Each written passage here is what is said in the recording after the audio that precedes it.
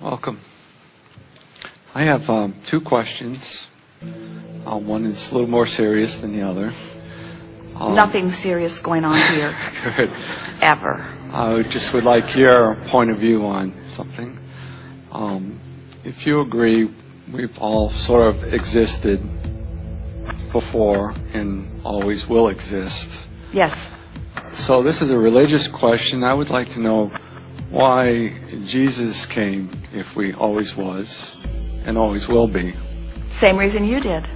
Same reason you all do. In other words, no one comes. What's in your mind? Why do you think? In other words, do you think that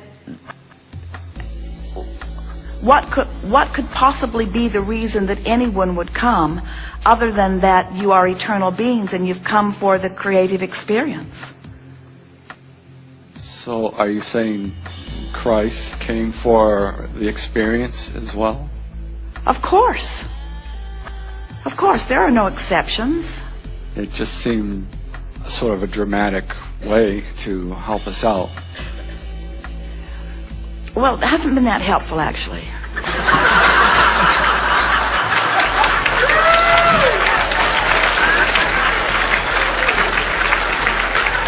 More people die over the things that surround Christianity than all other things put together. Correct. So we know what you mean. Well, what do you mean? The helping out part. Well, what I mean is, if we will always exist, why the intervention? Well, first of all, there never is any intervention. Intervention sounds like assertion, and there is no assertion. There's only attraction. So what happens is you're taking a historical figure who has rightly earned the place of a religious figure.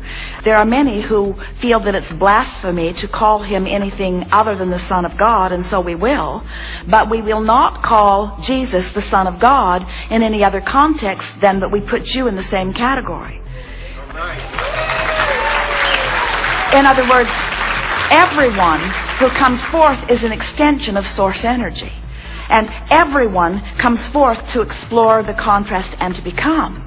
And his story is not different. In other words, he came like all, did his part of banging around, put all kinds of things into his vortex, even though he wasn't calling it that in those days, separated himself from the trauma and the struggle, came into alignment with who he had become, and then stood in that vibration of greater knowing that he had carved out of this life experience, and then told the story of that. And others who were witnessing hardly anybody ever coming into alignment with who they are, then pronounced him unique and marvelous and king and God and saint and son of God, when what he was just a regular guy tuning into who he was and teaching through the clarity of his example that everyone else could do the same thing. And he said that every day that people would listen to him. That's the story that he told. He said, I am not that which you are not. He said, is your faith that makes you whole. He said, come into the vortex, come into the light. He said, the kingdom of heaven is within you. In other words, everything that he said was about, I am an eternal being and so are you. And maybe there was some of, and I will show you the way. But not one time ever, and it's a distortion if you're hearing it today, did he ever say or mean to imply, I will come forth and do for you what I see you cannot do for yourself. Because it defies all laws of the universe, and it cannot be. Very good. I have one other question. It's it's on a humorous side. And then humans take the part of his story when he was the most out of the vortex, when he was saying, why have you forsaken me? And that's the part of his life story that they dramatize the most. It is the last part that he wants you to remember. He would like you to remember when he was in alignment. He would like you to remember when he was in vibrational alignment with well-being and could hold you as his object of attention. And even though your body was dripping illness, he did not see it. And so wellness was the only thing that you could experience when you were in the presence of his aligned state of being. That's the part he would like you to talk about, you see. He would like you to remember that you are born as liquid love, that you are pure positive energy, and that when you hold yourself in an attitude of hate, you separate yourself from all that is good and all that you want. That's the part that he would like you to remember, you see. He does not want you to remember the day he was out of the vortex and they hammered him up. Nor does he want you to push against that. Nor does he want you to make those your enemy. Nor does he want you to stand in martyrdom against others and make anyone your enemy, you see. Well put. Well put. Thank you.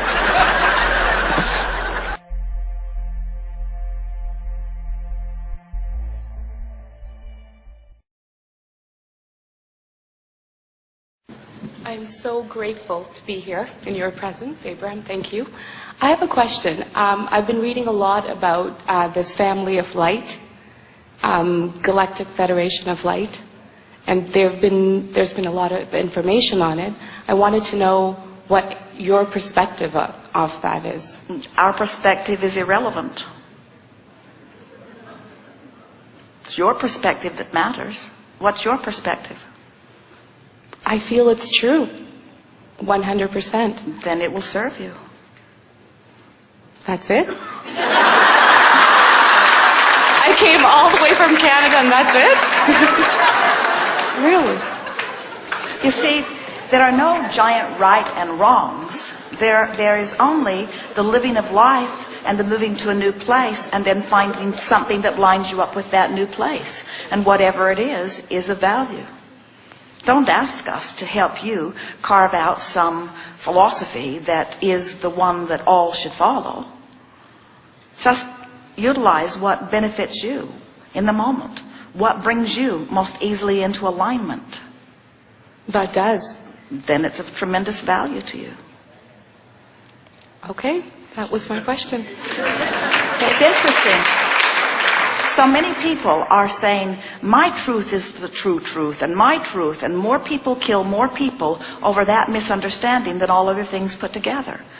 And when you get it, that there is not a truth, there is just you living life and becoming, and then finding the path of least resistance. That's all there is. When you say there is not one truth, but there has the source, somehow the source came to be. But source is diverse. In other words, source is present within all people of all religions and all political parties. And source is not trying to get you to stop being that and start being that. Source is the basis of love beneath all things, you see. And so there's a big misunderstanding when you are trying to separate into piles the rightness and the wrongness of life. When you come into alignment with who you are, you can find the value of everything that you give your attention to. It is possible to extract value from everything, you see. To see good in all things takes a little tuning, but Source does that, and you can too. So very often, people will bring a book, they will bring some philosophy, and they want us to agree with them that this is the truth. But we never do agree that this is the truth. A woman said one day, is it true that such and such of religion are the true religion? And we said, well, they think that that is true. And she said, so you agree with that? And we say, you are all extensions of source energy. And whatever you want to use as your means to bring yourself into alignment with source will serve you. But this is how you can really tell if it is source orientation. If it is source, it does not try to get you to do something else. If it is source, it does not try to say it is the only truth.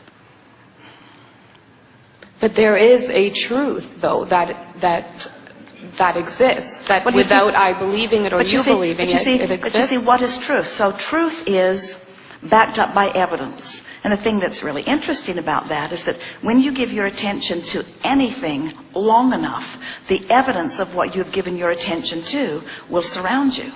So people focus upon things that they don't want, and then they create things that they don't want, and then they say, see, I told you it was true. And we say, we would not use the truth of anything as our criteria. We would use how it feels. Because if you use how it feels as your criteria about whether to focus upon it or not, then what you're saying is, as I feel good as I focus here, that means that the source within me is focused similarly. And that is the truth that you're looking for. You're looking for the true nature of your being, you see. We just want to suggest that you will never, magnificent, creative, far-reaching being that is you, you will never find all of your truth in one place. Okay. I get that. Thank you.